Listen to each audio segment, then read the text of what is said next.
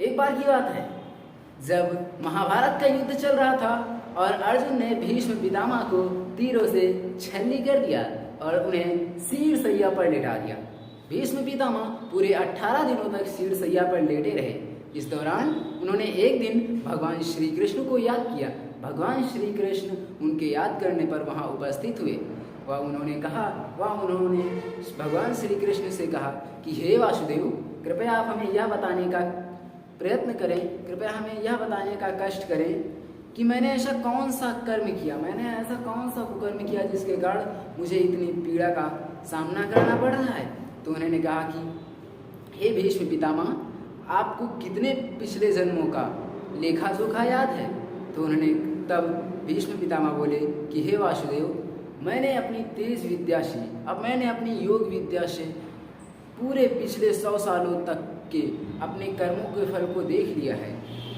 मैंने कभी भी पिछले 100 सालों में कोई भी बुरा कार्य नहीं किया है।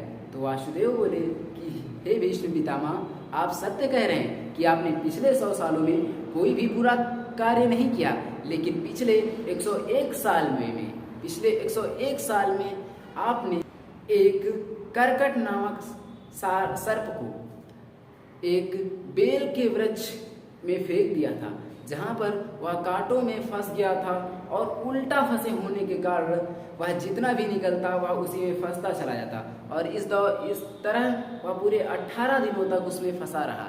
तब वह पूरे 18 दिनों तक भगवान से यही प्रार्थना करता रहा कि हे प्रभु, जिस भी व्यक्ति ने मुझे यहाँ फेंका है वह भी इसी प्रकार पीड़ा को झेले। लेकिन आपने इतने अच्छे कर्म किए थे कि आप पर कभी भी करकट का श्राप लागू नहीं हो पाया। लेकिन इस जन्म में जब आपके नजरों के सामने दुर्योधन ने द्रौपदी का चीरहरण किया, तब भी आप शांत रहे, उसके कारण आपके सभी पुण्य कर्म समाप्त हो गए।